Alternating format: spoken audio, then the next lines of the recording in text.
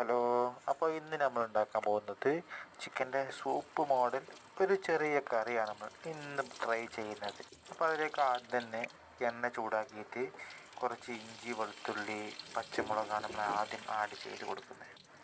എന്നിട്ട് അതൊക്കെ മൂത്ത് വരുമ്പോൾ കുറച്ച് കറിവേപ്പില കൂടി ആഡ് ചെയ്യുന്നു. പിന്നെ നമ്മൾ ആഡ് ചെയ്യുന്നത് സവാളയാണ്. നമ്മളിന്ന് 3 സവാളയാണ് എടുത്തിട്ടുള്ളത്. കാരണം നമ്മൾ 2 പേരേ ഉള്ളൂ, അപ്പോൾ നമുക്ക് കൂടുതൽ കറിയേണ്ട ആവശ്യമില്ല, കുറച്ച് ആവശ്യമുള്ളൂ. അങ്ങനെ അതൊക്കെ ഒന്ന് വഴറ്റി വരുന്നത് വരെ നമുക്കൊന്ന് അടച്ചു വെക്കാം. ഉള്ളിയൊക്കെ ഒന്ന് വാടി വരുമ്പോൾ പിന്നെ നമ്മളിലേക്ക് കുറച്ച് ഉരുളക്കിഴങ്ങാണ് ആഡ് ചെയ്ത് കൊടുക്കുന്നത്. കുറച്ച് ആദ്യമേ ഇട്ടാൽ ഉരുളക്കിഴങ്ങ് പെട്ടെന്ന് വെന്ത് കിട്ടും. അപ്പോൾ അതൊന്ന് മൂത്ത് വരുന്നത് വരെ വെയിറ്റ് ചെയ്യാം.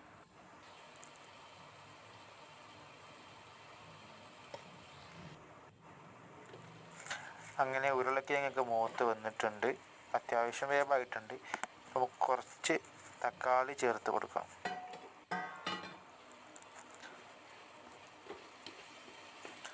തക്കാളിയും ഉരുളക്കിഴങ്ങൊക്കെ ഒന്ന് നന്നായി വെന്ത് വരുന്നത് വരെ നമുക്കൊന്ന് വെയിറ്റ് ചെയ്യണം. നമ്മൾ എന്ത് ചെയ്തിരുന്നു, ചിക്കൻ വേവിച്ച് വെച്ചിരുന്നു ഓൾറെഡി. മഞ്ഞൾപ്പൊടി ഉപ്പിട്ടിട്ട് ചിക്കൻ ഒന്ന് വേവിച്ച് 2 വിസിലടിച്ച് വെച്ചിട്ടുണ്ടായിരുന്നു. ചിക്കൻ നേരത്തെ വേവിച്ച് വെച്ചാൽ അതാണ് ഏറ്റവും ബെറ്റർ ആയിട്ടുള്ളത്. അങ്ങനെ നമ്മുടെ ഇതിലേക്കുള്ളതൊക്കെ ഒന്ന് സെറ്റായി വന്നിട്ടുണ്ട്, അത്യാവശ്യമൊക്കെ വേവായിട്ടുണ്ട്. പിന്നെ നമ്മൾ ആകെ ആഡ് ചെയ്ത മസാല എന്ന് പറഞ്ഞാൽ ചിക്കൻ മസാല മാത്രമാണ് ആഡ് ചെയ്തിട്ടുള്ളൂ. ബാക്കിയുള്ളൊരു മഞ്ഞൾപ്പൊടിയോ മല്ലിപ്പൊടിയോ ഒന്നും നമ്മളിതിലേക്ക് ആഡ് ചെയ്തിട്ടില്ല. കുറച്ച് ചിക്കൻ മസാല മാത്രമാണ് ആഡ് ചെയ്തത്. ശേഷം നമ്മൾ അരിഞ്ഞു വെച്ച മല്ലിയിലയും ചോറ്റോലവും നമ്മൾ ആഡ് ചെയ്തിട്ടുണ്ട്. നമ്മളതിന് ചോറ്റോല എന്നാണ് പറയാറുള്ളത്, നിങ്ങളവിടെ എന്താ പറയാമെന്ന് എനിക്കറിയത്തില്ല.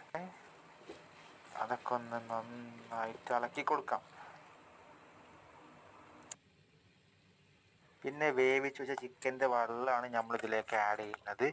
ഉപ്പ് അതിലുണ്ട്, പിന്നെ മഞ്ഞൾപ്പൊടിയും അതിൽ കുറച്ചിട്ടിട്ടുണ്ടല്ലോ, അപ്പോൾ അത് നമുക്കിതിലേക്ക് ആഡ് ചെയ്ത് കൊടുക്കാം.